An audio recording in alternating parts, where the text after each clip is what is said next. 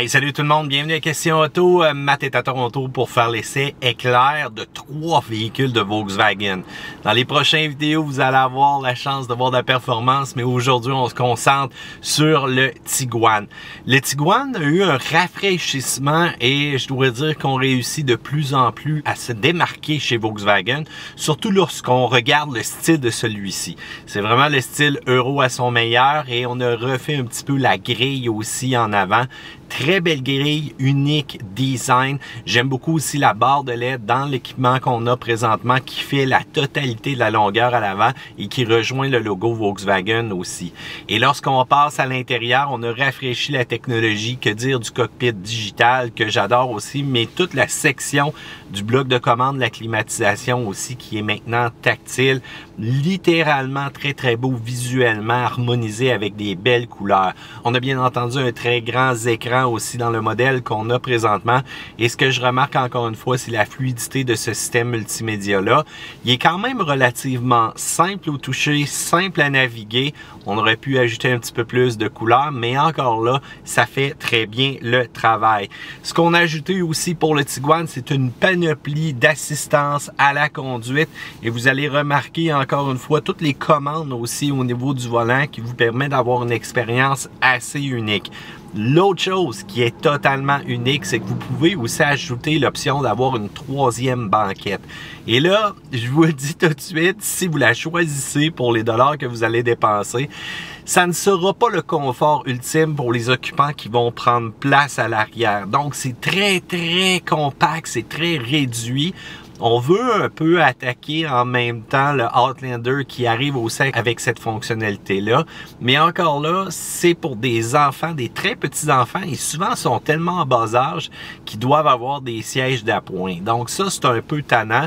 Je vous dirais qu'il va falloir, comme il faut, l'essayer de votre côté parce qu'en plus, on perd un petit peu de cargo pour le coffre. Coffre qui d'ailleurs est gigantesque de ce côté-là. C'est littéralement fou l'espace qu'on a à l'intérieur de ce véhicule-là et c'est un gros plus.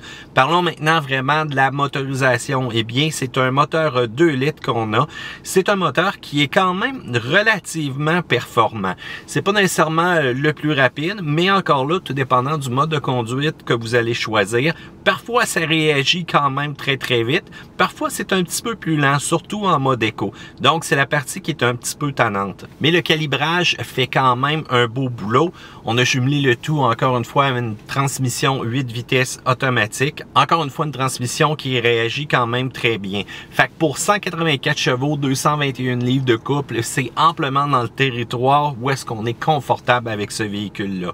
L'autre chose aussi qu'on reconnaît beaucoup à l'intérieur du véhicule, ben c'est le typique style européen, voire même le confort, voire même la tenue de route, le feeling, la connexion qu'on va avoir avec le véhicule. C'est pas du tout mauvais, mais encore là, on aurait aimé peut-être avoir justement la version R de l'Europe qui est appliquée au Tiguan, qui est beaucoup plus vitaminée. Mais je vous le dis tout de suite, Volkswagen me disait qu'il y a très peu de chances qu'on voit ce véhicule-là, parce qu'encore une fois, ça coûte cher, amener ça de ce côté-ci. Il faut pas oublier que lorsqu'un véhicule est produit en Allemagne, il y a une taxe spéciale aussi qui s'applique en Amérique. Et ce qu'on trouve dommage, ben c'est qu'il y aurait peut-être eu quelques acheteurs, mais encore là, on verra pas nécessairement la rentabilité de celui-ci.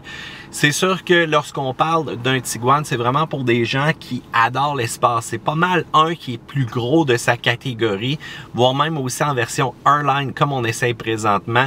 Les équipements à l'intérieur sont beaux, la qualité du système de son, elle est excellente. Que dire aussi du toit panoramique qui est géant. Pour le point négatif cependant, c'est sûr que je vous en parlais un petit peu tantôt, la 3e banquette, elle est pas mal semi-inutile. Tant qu'à moi. Au niveau de certains contrôles du système multimédia, ça peut être sensible, ça peut des fois réagir un petit peu bizarrement. Connexion USB-C au moins qui vient à la rescousse, Apple CarPlay, Android Auto sans fil, dans tous les modèles qui ont le gros écran. Faut dire aussi que les sièges, malgré qu'ils sont confortables, un petit peu plus fermes au niveau du dos, on a remarqué ça, mais lorsqu'on prend place à l'arrière aussi, c'est là qu'on va le sentir un petit peu plus, malgré qu'on a de l'espace amplement. Faut dire que malgré qu'on a une motorisation qui a été retouchée, bon, les accélérations sont correctes, mais pas nécessairement époustouflantes.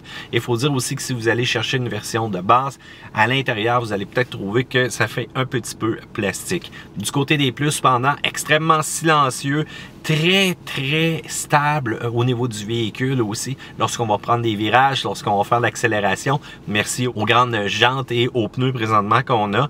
Tout ce qui est la technologie est impressionnant présentement à l'intérieur du Tiguan. Je vous l'ai dit, de l'espace amplement. Quand vous allez faire des voyages avec ça, ça va être très intéressant. C'est vraiment aussi le comportement routier typiquement européen qu'on aime retrouver et c'est ça qui fait le charme du Tiguan, vraiment ce style de conduite là qu'on retrouve pas des fois ailleurs dans d'autres véhicules.